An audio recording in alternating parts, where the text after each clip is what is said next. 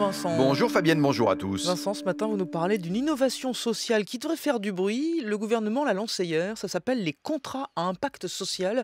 De quoi s'agit-il?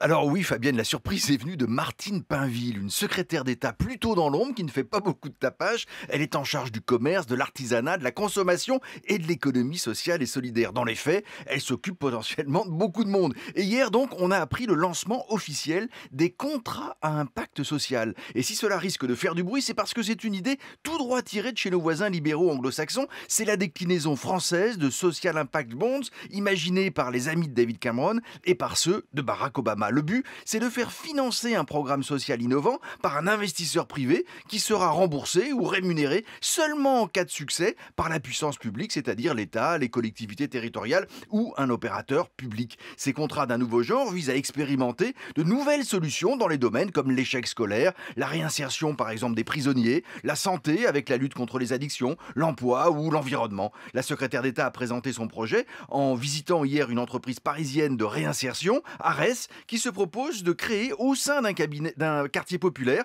des emplois accessibles tout en réduisant les émissions de carbone grâce à, dit-on, une plateforme logique douce utilisant le vélo, le triporteur ou des véhicules électriques. C'est exactement le type de projet qui pourrait bénéficier de ces contrats à impact social. Alors, ça a l'air plein de bon sens. Finalement, pourquoi est-ce que ça ferait tant de bruit? D'abord, Fabienne, parce qu'on est en France, dans un pays très politique, et que c'est une idée qui prend acte du fait que l'État ne peut pas tout, ne peut pas tout faire, qu'il ne sait pas tout faire, que sa capacité à faire du social aussi, à insérer les plus fragiles, connaît de sérieuses défaillances, et que par ailleurs, il n'a plus les moyens d'agir seul. D'où cet appel au privé. C'est d'ailleurs une note de l'Institut de l'entreprise, un think tank libéral, qui en avait fait la promotion de ce nouvel outil pour le financement de l'innovation sociale. Cette note vantait ce système de montage financier visant à lever des fonds privés pour financer des actions sociales non traitées jusqu'à présent et où l'investisseur privé assume le risque financier mais où l'autorité publique s'engage en parallèle à partager l'économie réalisée en cas de succès du programme. Et alors, que disent les adversaires de ces contrats à impact social?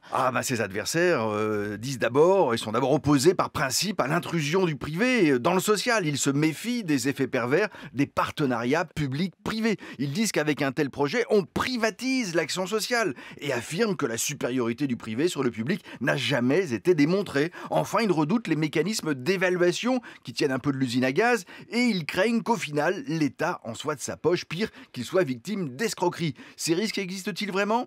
Peut-être, on ne vit pas dans un monde parfait, mais il y a tant à faire dans ce pays abîmé par le chômage de masse qu'on aurait bien tort de tirer sur cette mesure quand le gouvernement accepte enfin d'expérimenter des solutions nouvelles. Vincent Giret.